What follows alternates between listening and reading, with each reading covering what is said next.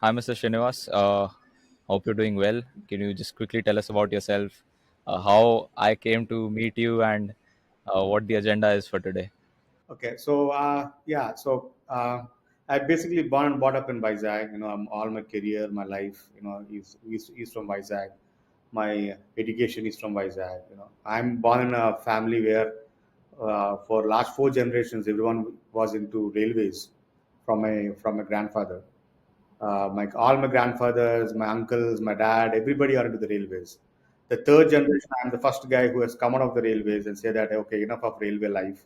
I want to come off, out of railways. But there are a lot of cousins who have still continued, you know, their jobs, their life in like railways itself. But after seeing me coming into IT and growing, my next generation, they started coming into IT, started getting into computer science and all that stuff. So how I did. So overall, I have around 30 years of experience. I was from the day one. I was in HR, handling end-to-end HR, and worked in most of my work experience is in IT and ITS only. As one small stint I had in power sector, but otherwise it is all into the IT area.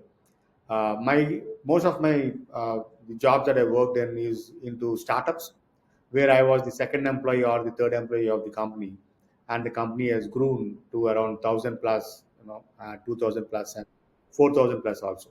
So I that's have a my career. question to ask you on that. Span. A lot of people are really excited to join these kind of small organizations that are in the startup phase, and they want to be in this kind of startup culture, but they struggle to find such an environment. Like, how did you like how were you in the right circles to enter these kind of startups? Like, how did you uh, happen to join these startups which you took to multiple thousands of cr? Yeah. So like that's a good question, right? The thing is that when you are startups, right? It is again the mindset and the kick that what you get. For me, money Hmm. was not important.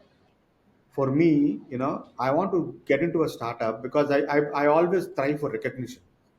In like startup, right? That recognition comes very fast, and your Right. learning scope is more because they can't hire more people. You have to do all the job.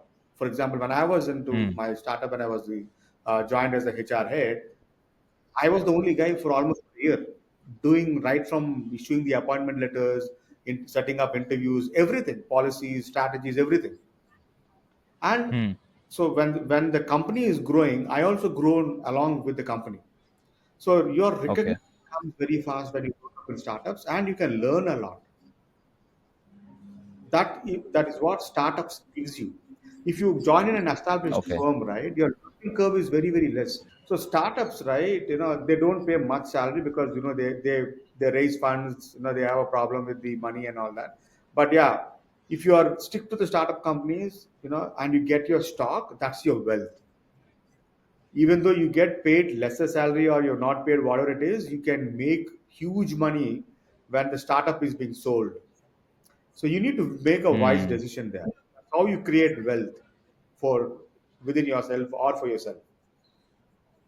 And Okay, because so you should plan on getting equity or something.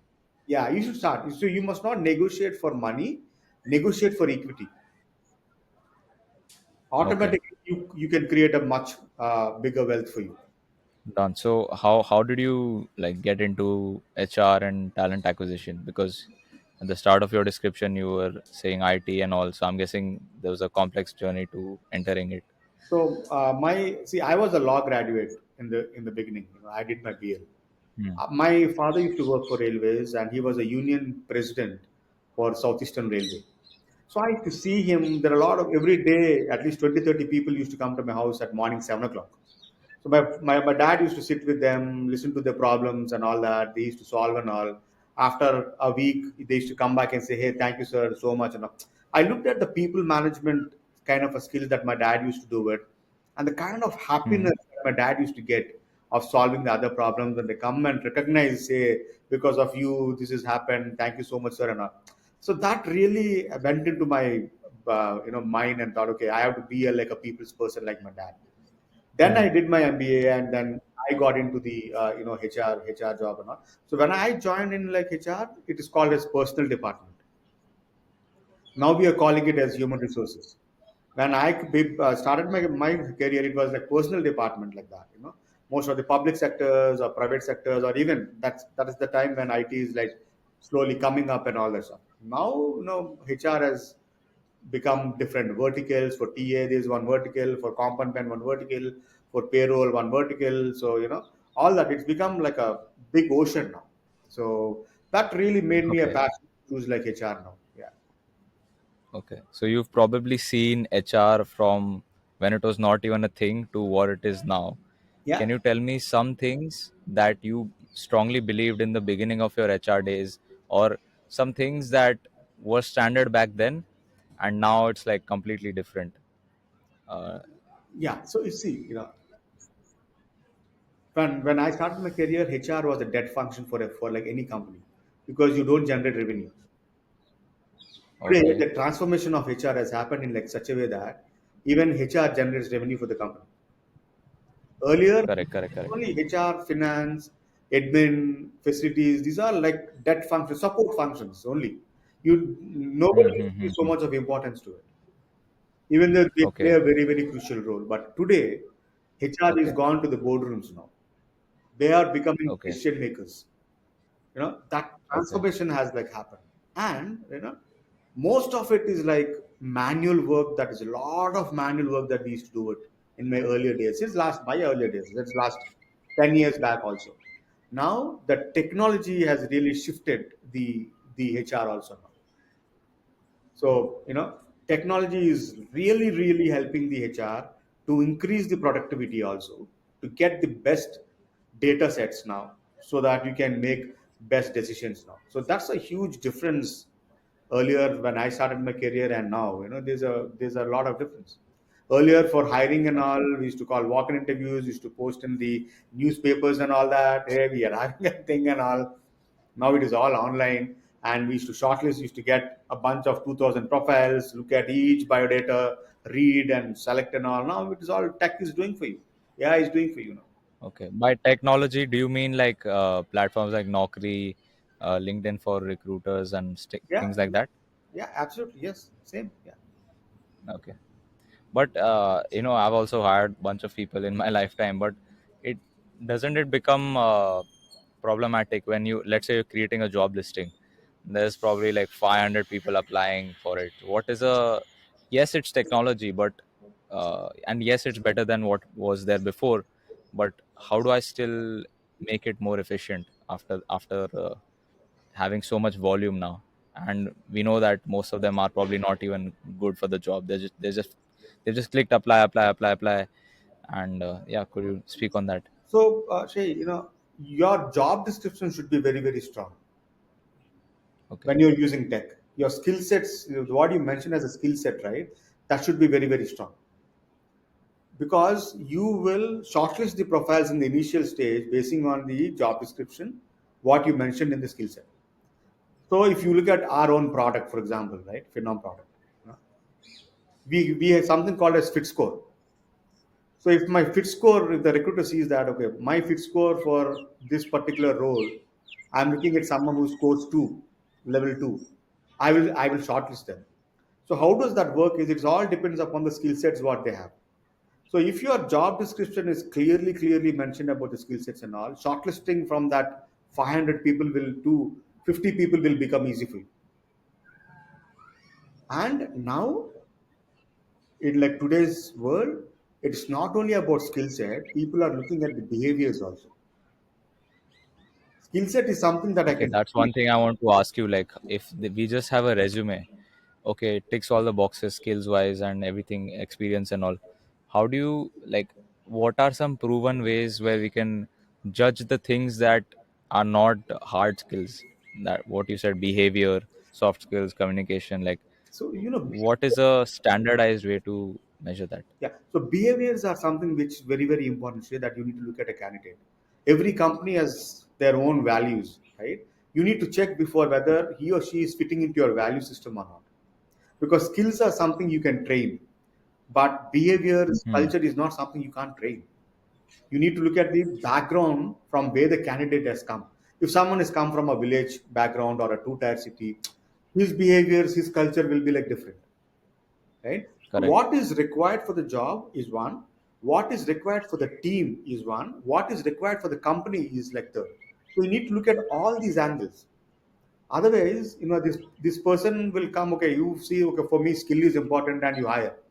After that, what happens, right? He or she cannot adjust within the team because the culture is different. So, and it'll be like a quick quit. That guy will stay for 2 3 months. He says, "Hey, man, this culture is not fitting me. I'm sorry. I'm not going." Today's world, right? All the Gen Zs or millennials and all. That's where the problem is coming. You're speaking to one right now. I know.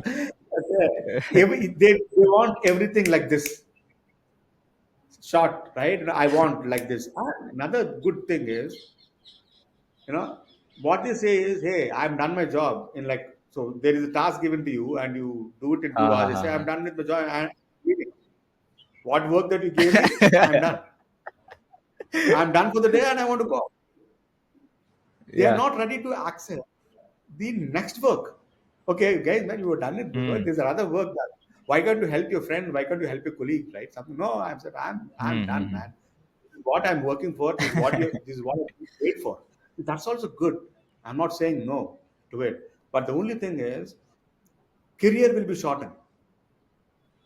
I always tell Career all will the be friends that we shortened. had, yeah, the like learning will be very less compared to the other guys. See, what I'm trying to tell is, you spend a lot of time, effort in completing your education, right? Putting in everything, you clear your BTech with high scores and all that. Now you get a placement and you come into a job.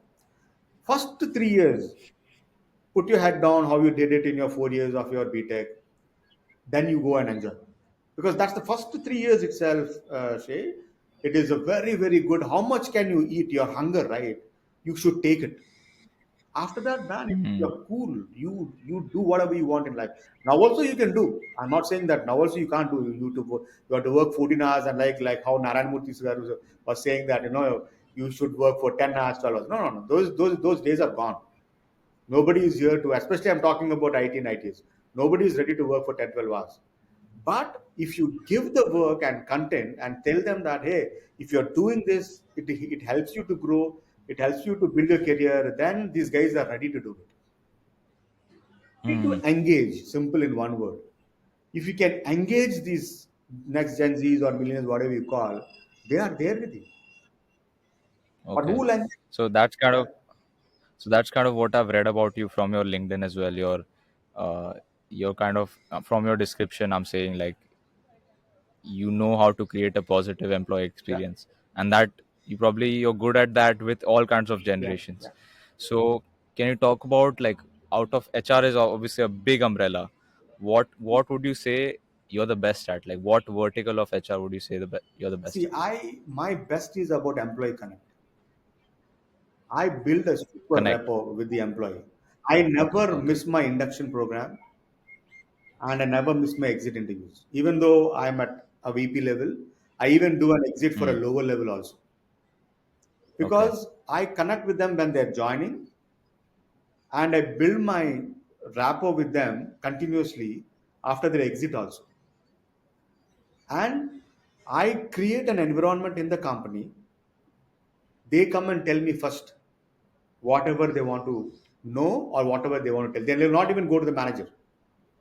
I Hmm. create the trust in the people, in the company. Hey, if you Okay. go to Srini, my problem will get solved. But every time you can't come to Srini. So I even develop my team like that. I always tell my team, employee is your first, like whatever you say, clients are first, customers are first. Like that. For us, the employees are our customers. If I take care of them, they take care of the company. So any small problem, for example, someone says, "Hey, here the AC is becoming chilled. Why can't you reduce?" Someone puts up in like a Slack. Hmm. I Hmm. Hmm. respond to that. I see for 5 minutes. If the facilities is not responding, I will call the facilities guy and say, there is a Slack message. Go and do it." Okay. So even the small things, if you try to solve, Shrey, that's where the trust and confidence comes onto the people. Because the small, small things only will add up. Okay. So I create that space for the employees, and we engage the employees like anything. And in whole of my career, my engagement programs are very very successful. I create an experience for them because it's not Can that you I give an said. example? I'm quite interested in this Okay. engagement thing because that's one thing all the businesses struggle with. Yeah. So, for example, we every year we hire at least 100 freshers off campus and campus. Okay. We start up a program called Spartans, where we did an Spartans. off-campus. Spartans is the program name. We called all off-campuses. We did a drive. We have selected around 100 people. Okay, we have a 6 month training program for them and all that stuff. So after the training program is like over, we do a final assessment, and then we will try to offer them in the 6 months. Also, we like pay them every month. It's not that it's free. We pay them. Hmm. What I did is on the induction program, I bought in their family members, their mothers, their fathers, their friends, their cousins, and all. First job, and a guy is taking an offer letter in the hands of his parents. Look at that experience, what it will have. I've seen tears rolling out from the parents that hey, my son and my daughter has got a job now and they're doing it. And the way we welcome the parents onto the floor is like something different. And the same thing when we do an R&R program, we call it as phenomenal awards in the company. Every quarter we do it. We call the parents. We call the parents on the dais when we're giving the award to the employee, and we'll make a part of that happiness. And we are initiating a new, onboarding process also locally in Hyderabad. All my new joinees, we are going to their home and we are doing the onboarding, not at the office. Going to their home. Yeah, we're going to the home and we are doing the onboarding. We are planning to do that now. So Acha, we you're are planning to mixing do it. Okay, emotions. okay, okay. Yeah. So we are thinking that it is all about emotion, Shrey, which will connect people. So it is always right. For example, we do all these things. The parents know that where the children are working on. If after 1 or 2 years, if they say that I'm looking out for a job and I'm joining, the parents will definitely say, "Hey, that company is good, man. They are treated very well and all. Why you want to leave? For what?" Out of 100 people, if like 10 people talk like that, is enough for me. I'm successful. Why are you leaving the company? When we came, they treated well. It's a nice company. Why you want to leave? So they will definitely plant a Yeah. seed in that person's mind. And because it is coming from the parents, the son will also think once. He may not change the decision, Yeah. but I'm making him think. Okay. That's important. So it is all about experience, Shade. Experience is something if you create, it will stay with the person for Yeah, some time. that's a very good engagement program actually, because if you see in Indian culture, especially, the parents are involved with children right until you can say death. Yeah, In many of the decisions, this isn't like USA where ठीक है 18 yeah, निकल अभी घर से, ऐसा नहीं है इधर. yeah, true. So that's something I've heard for the first time where a company is bringing the parents onto the office floor. Yeah. But one thing that, okay, we all know employee engagement is super important, um, and there's a constant worry amongst HRs and business owners that if you create an environment that is uh, too, like, too chill. I don't know. I know your environment is not chill. Yeah, You still manage to get the work done. yeah, yeah, yeah. So how do you make the environment fun, engaging, whilst also uh, while also not making the employees feel overworked and all those other things, like you're getting the work done, and like both everyone's basically happy. Like how do you develop that? So it is like, even for the works and all that stuff, what are the project works that they have to, product works and all. So we have a very clear mandate and like a policy and all that. We don't stress people. Okay, in your daily scrums, the like project manager or the lead says that, okay, hey guys, these are your tasks, you need to do it. And there is no policing and all that stuff. Yes, definitely they need some help and all that stuff. But in Phenom, there is no pressure. But yeah, at times when there Hmm. are some pushes from the customers, right, to for the delivery and all that, and because of customer adding some new components and all, there might be a pressure. Then what happens, right? The manager will come to the HR and say, "Hey, Srini, since last 1 week, my team is under pressure of work and all. Can we do something Hmm. for them?"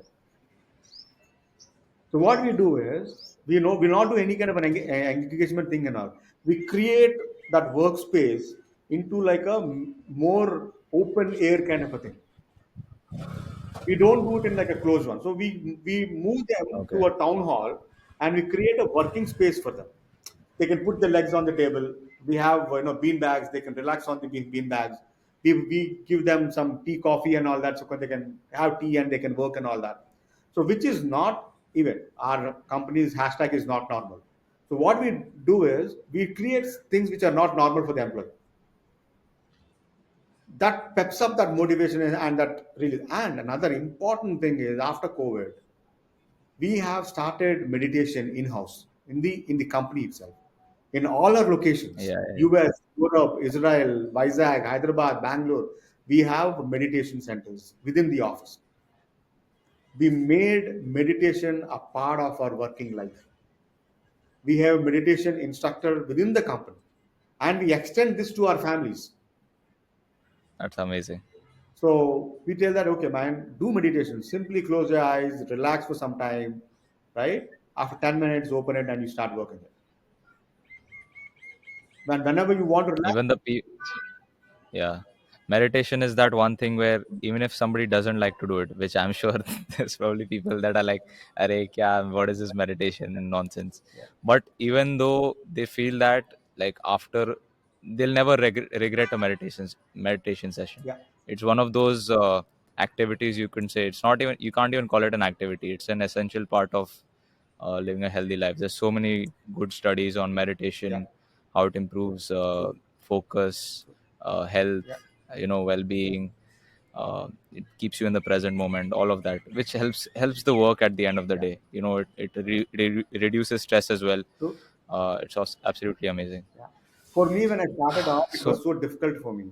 Now it has become a part of my daily routine. so how much do you meditate personally? And if you do, like how many hours a day? Like, how much do you do? Yeah, mostly every Okay, day I 30 minutes. meditate for 30 minutes.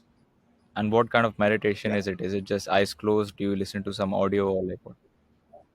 I suppose, yeah, I'll just put that Okay. Om video, Om soundtrack, light, and I close my eyes and I'll just relax. All the thoughts which will be coming and all, I'll try to push it off and may make me plain. And I only hear to my heartbeat. You do it in the morning or night? Both. Sometimes if I'm busy in the mornings and all, before I go to sleep, I will like do it. But in the day, I will do it. Yeah.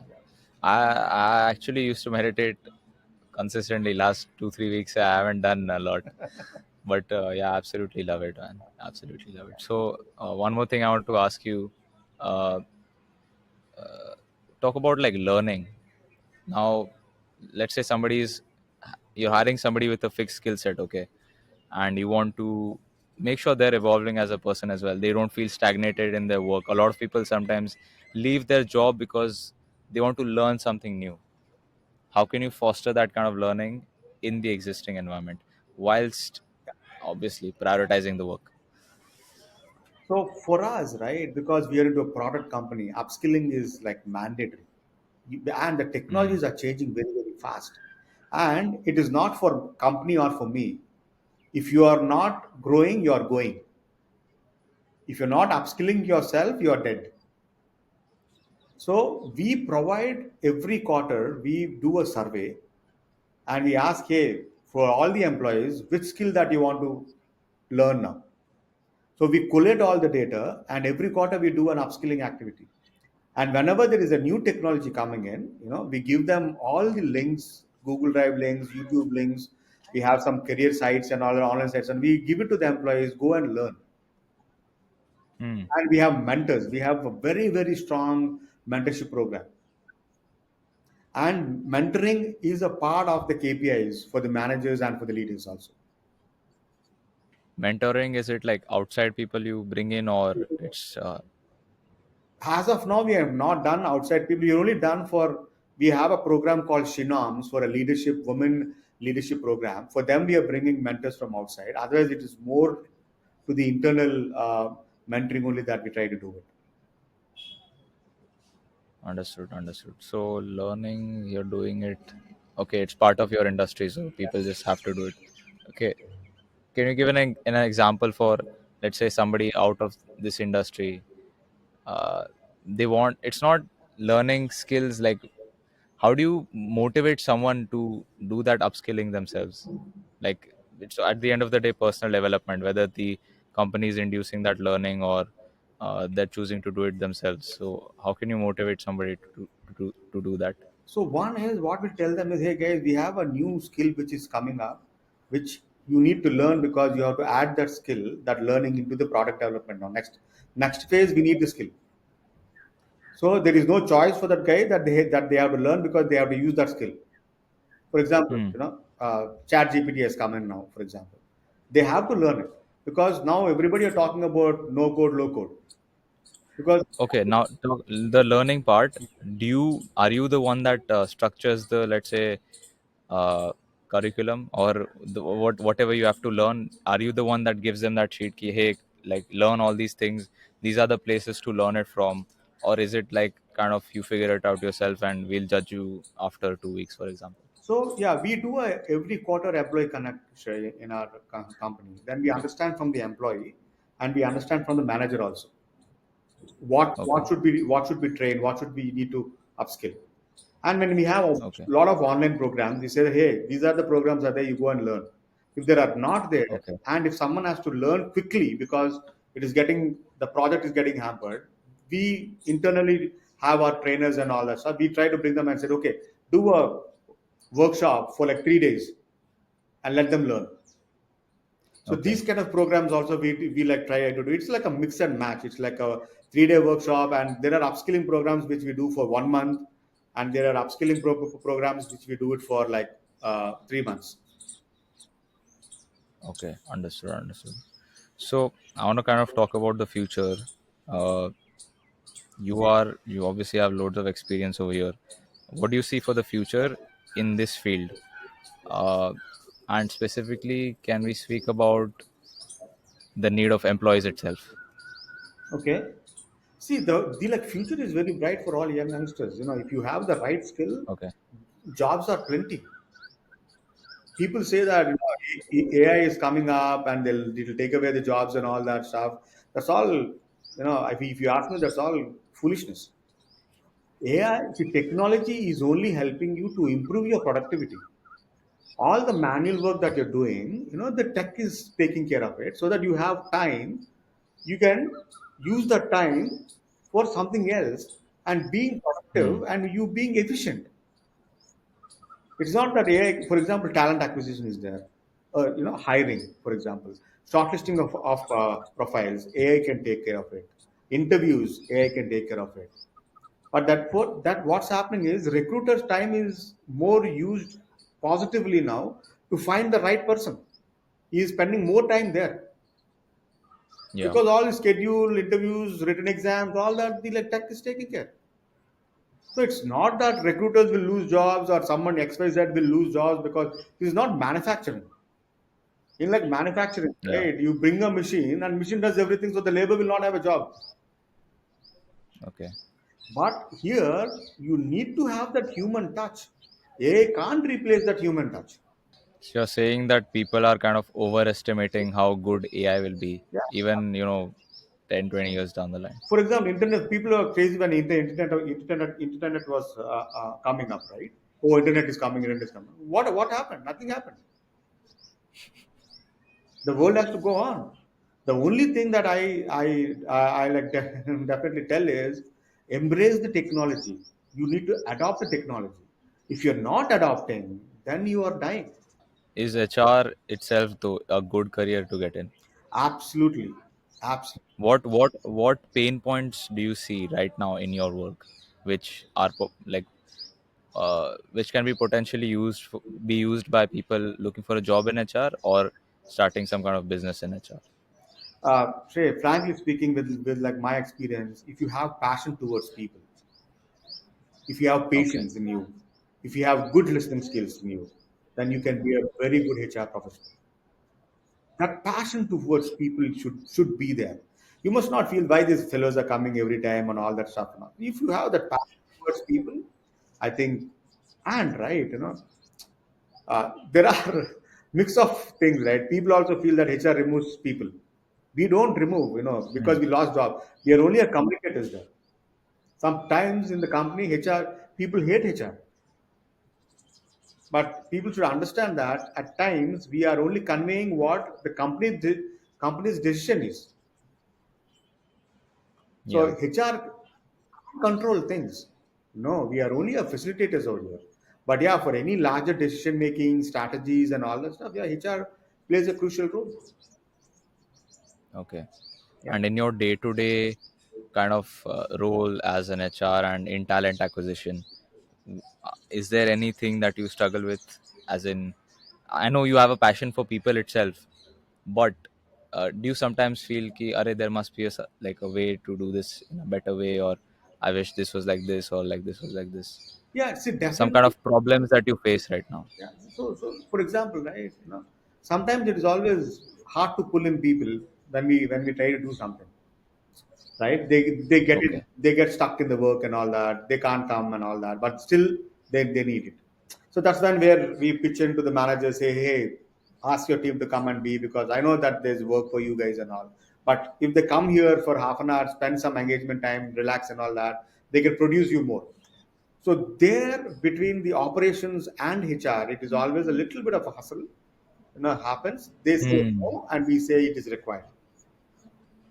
So like that's where a little bit of challenge comes for me.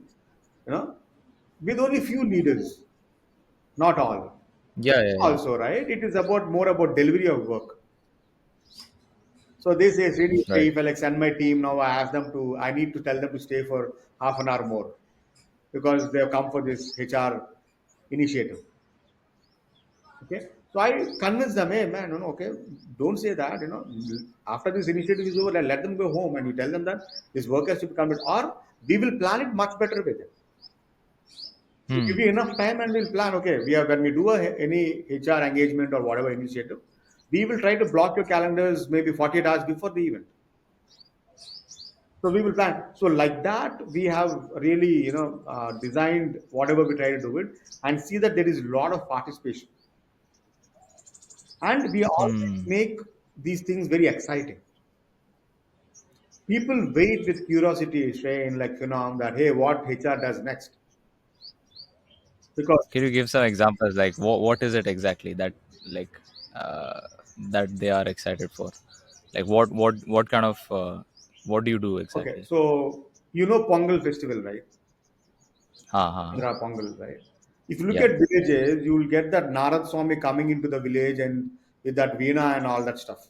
Yeah. So we call the guy to the office, right? And he walks onto the floor. Okay. It is like something different. Is it just a fun activity to And just lighten people's mood? Is it literally just that? yeah, Okay. yeah, onto the Pongal, for example. And we on if people here we celebrate Ugadi, right? Ugadi is the Telugu New Year. We bring a parrot guy to the office to tell astrology to the employees. What will be the future? That's really good. Yeah. So these things that we do it, which is nowhere they would have in their wild thoughts also they would not even imagine. One thing that I like keep on saying that a normal person in their like any person, they will in their lifetime spend more time at work than with their own family, right? Yeah. And I saw some posts on LinkedIn recently, keep work for work, and keep professional and personal life separate. That's fine, like there's an argument for that, but why would Yeah. you willingly like compromise your work life when you could really Yeah. put in the effort and really enjoy the time that you're spending there, whether Yeah. in any kind of job role that you are, like it doesn't matter, like it's up to you to enjoy your time there. And obviously if there's a chance like you making it a better experience for the people, then it's obviously great. I will definitely encourage people, more people to come into the HR profession. It's a very very good career for like people to like build it, for sure. If you look at my anywhere I work in my team, 80% I only hire freshers in my team. Okay. I like train them and all, so it is always 80% freshers wherever I work. In my team it is 80% of people are from freshers. There are people who are from HR background. There are people from non-HR background also. I look at creativity. Okay. I don't look at their academics and all that, especially when I hire people. I look at their, how good they can align with the emotions, how are their listening skills are, and how creative they are, Okay. and how approachable they are, and how patient they are. These are the skills that what I normally look at. Anyone who's having these skills can be a great HR person. Okay. You said like skills are not needed. You look for kind of raw talent because that's probably the kind of thing that freshers have. Interesting. Yeah, yeah. But like, And how do you get the it confidence, works. man? Like, if they don't have the skills, so like the normal argument is okay, like thoda skill hona chahiye. Obviously, they have some skill, but the normal argument is that skill should be there, and all this other stuff is a bonus, or like a little bit training we can do. But nobody really hires freshers, 80% that too, and saying confidently, ki, no, I trained them, it's fine. So how do you get that confidence? Hmm. So see, see, you need to look for a person who has got the zeal to learn. If the Hmm. person is having the zeal to learn, you can definitely train the person. Okay. That's what I mean. Skill is something that I can train, that we all can train, but the other person has to be ready to learn. Okay. A very good learner can pick up the skill very very fast, Understood. and that adds to their behaviors. And whatever the behaviors that we are looking at, definitely that will add value for it. Okay. Yeah, so awesome. Like I've had Yeah. a great time with you. Where can people find you? The people that are watching this, where can they find you if they want to connect with you? LinkedIn. LinkedIn. Okay, done. I'll link your LinkedIn in the description. Anybody Yeah, that wants to check it out can check it out. Yeah. Thanks for coming on, yeah, man. absolutely. Thank you. Yeah. Thanks, Jake.